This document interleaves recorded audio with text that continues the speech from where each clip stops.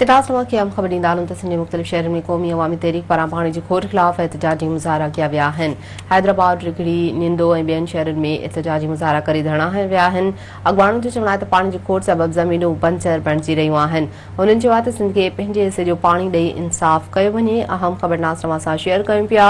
सिंध जे मुख़्तलिफ़ शहरनि में क़ौमी अवामी तहरीक पारां पाणी जी खोट ख़िलाफ़ एहतजाजी मुज़ाहरा कया विया आहिनि। इन हवाले सां ॿुधायूं हैदराबाद, रिगड़ी, निंदो ऐं ॿियनि शहरनि में एहतजाजी मुज़ाहरा करे धरना हंया विया आहिनि। अॻवाणनि जो चवणु आहे त पाणी जी खोट सबबि ज़मीनूं बंजर बणिजी रहियूं आहिनि। हुननि इहो बि चयो आहे त सिंध खे पंहिंजे हिसे जो पाणी ॾेई इंसाफ़ कयो वञे। अहम ख़बर नाज़ सां शेयर कयूं पिया। सिंध जे मुख़्तलिफ़ शहरनि में क़ौमी अवामी तहरीक पारां पाणी जी खोट ख़िलाफ़ एहतजाजी मुज़ाहरा कया विया आहिनि। हैदराबाद, रिगड़ी, निंदो ऐं ॿियनि शहरनि में एहतजाजी मुज़ाहरा करे धरना हंया विया आहिनि। अॻवाणनि जो चवणु आहे त पाणी जी खोट सबबि ज़मीनूं बंजर बणिजी रहियूं आहिनि।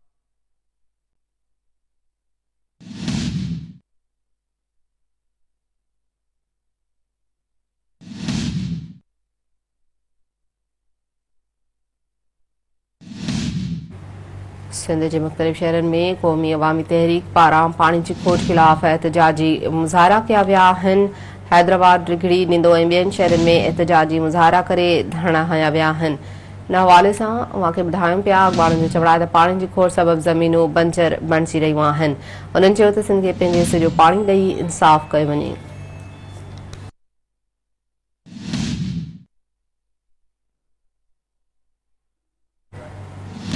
हैदराबाद में नाज़ खे ॿुधाइनि पिया त एहतजाजी मुज़ाहरा कया पिया वञनि। मुख़्तलिफ़ शहरनि में क़ौमी अवामी तहरीक पारां पाणी जी खोट ख़िलाफ़ एहतजाजी मुज़ाहरा कया विया आहिनि। तफ़सील मालूम कंदासीं। हैदराबाद मां सिंध टीवी न्यूज़ जे रिपोर्टर फिरोज़ बबर खान जी। फिरोज़, छा तफ़सील आहिनि?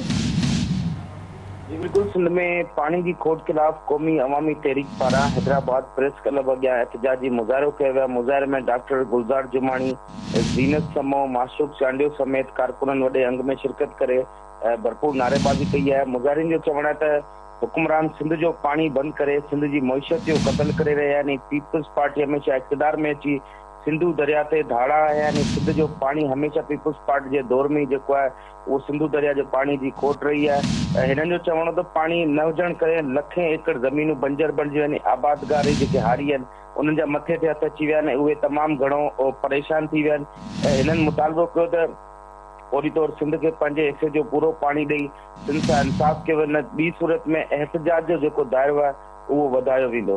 जी ठीकु आहे, वॾी महिरबानी फिरोज़ अपडेट करण जे लाइ। अहम ख़बर ॾियूं पिया नाज़ तव्हांखे त सिंध जे मुख़्तलिफ़ शहरनि में क़ौमी अवामी तहरीक पारां पाणी जी खोट ख़िलाफ़ एहतजाजी मुज़ाहरा कया विया आहिनि।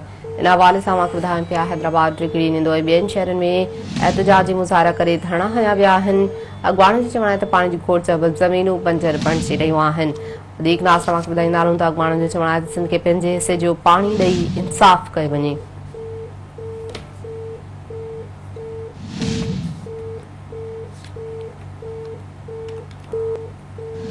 सिंध जे मुख़्तलिफ़ शहरनि में क़ौमी अवामी तहरीक पारां पाणी जी खोट ख़िलाफ़ एहतजाजी मुज़ाहरा कया विया आहिनि।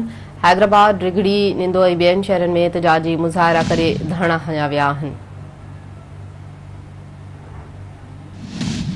अॻवाणनि जो चवणु आहे त पाणी जी खोट सबबि ज़मीनूं बंजर बणिजी रहियूं आहिनि। हुननि चयो त सिंध खे पंहिंजे हिसे जो पाणी ॾेई इंसाफ़ कयो वञे।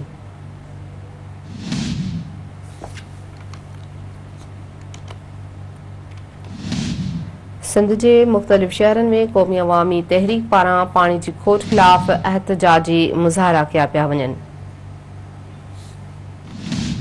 हैदराबाद, रिगड़ी, निंदो ऐं ॿियनि शहरनि में एहतजाजी मुज़ाहरा करे धरना हंया विया आहिनि। अॻवाणनि जो चवणु आहे त पाणी जी खोट सबबि ज़मीनूं बंजर बणिजी रहियूं आहिनि।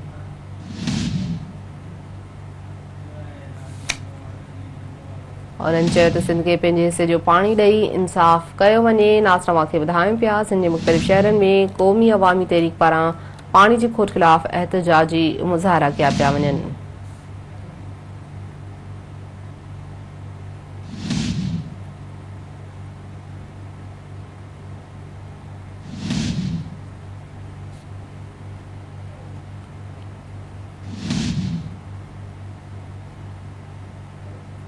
सिंध जे मुख़्तलिफ़ शहरनि में क़ौमी अवामी तहरीक पारां पाणी जी खोट ख़िलाफ़ एहतजाजी मुज़ाहरा कया विया आहिनि।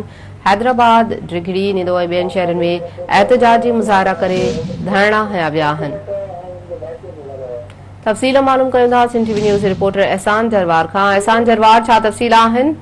पाणी जी खोट ख़िलाफ़ मुज़ाहरनि जो सिलसिलो जारी आहे। जी एहसान जरवार, अपडेट कजो इन हवाले सां।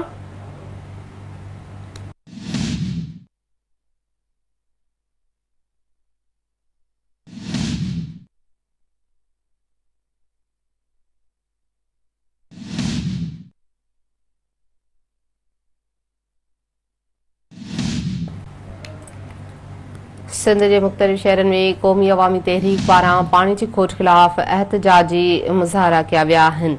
इन हवाले सां मूंखे ॿुधायूं पिया हैदराबाद, डिघड़ी, निंदो ऐं ॿियनि शहरनि में एहतजाजी मुज़ाहरा करे धरना हया विया आहिनि। अॻवाननि जो चवणु आहे त पाणी जी खोट सबबि ज़मीनूं बंजर बणिजी रहियूं आहिनि। उन्हनि चयो त सिंध खे पंहिंजे हिसे जो पाणी ॾेई इंसाफ़ कयो वञे। अहम ख़बर जे हवाले सां नासर मूंखे ॿुधायूं पिया सिंध जे मुख़्तलिफ़ शहरनि में क़ौमी अवामी तहरीक पारां पाणी जी खोट ख़िलाफ़ एहतजाजी मुज़ाहरा किया पिया वञनि।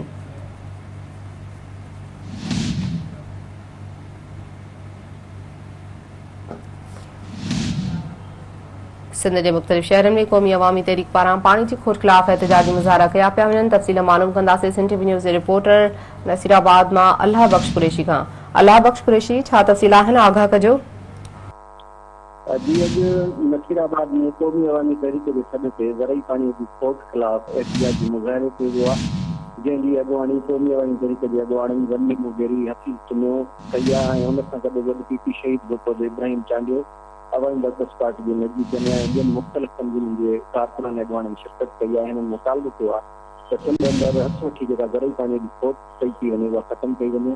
सिंध बंजर बणिजी रही आहे ऐं हर केनाल मां हर जेको आहे सो शाख मां वारी उॾामी रही आहे ऐं अहिड़ी सूरत हाल रही त सिंध अंदरि कुझु साल में वॾाली जनम वठंदी, जंहिंसां माण्हू बुखियूं काटण ते मजबूर थींदा, ख़ुदकशियूं कंदा ऐं सिंध अंदरि ज़राअत जे शोबे ते वापारी हक़ लॻंदो, जंहिंसां तमामु वॾो मुआशी नुक़सानु थींदो। हिननि जो मुतालबो आहे त ज़रई पाणीअ जी बिना ते ख़तमु करे हर शाख, हर केनाल ऐं हर बाह में पाणी पहुचायो वञे, जीअं सिंध जा माण्हू पंहिंजा वक़्त ते फ़सुलु करे सघनि ऐं बुख ऐं ददारीअ खां बची सघनि। जी ठीकु आहे, वॾी महिरबानी तफ़सील ॾियण लाइ। अहम ख़बर ॾियूं पिया वांखे सिंध जे मुख़्तलिफ़ शहरनि में क़ौमी अवामी तहरीक पारां पाणी जी खोट ख़िलाफ़ एहतजाजी मुज़ाहरा कया पिया वञनि। हैदराबाद, डिघड़ी, निंदो ऐं ॿियनि शहरनि में एहतजाजी मुज़ाहरनि जो सिलसिलो जारी आहे। इन हवाले सां अॻवाननि जो चवणु आहे त पाणी जी खोट सबबि ज़मीनूं बंजर बणिजी रहियूं आहिनि। हुननि चयो त सिंध खे पंहिंजे हिसे जो पाणी ॾेई इंसाफ़ कयो वञे। अहम ख़बर ॾियूं पिया वांखे त सिंध जे मुख़्तलिफ़ शहरनि में क़ौमी अवामी तहरीक पारां पाणी जी खोट ख़िलाफ़ एहतजाजी मुज़ाहरनि जो सिलसिलो जारी आहे।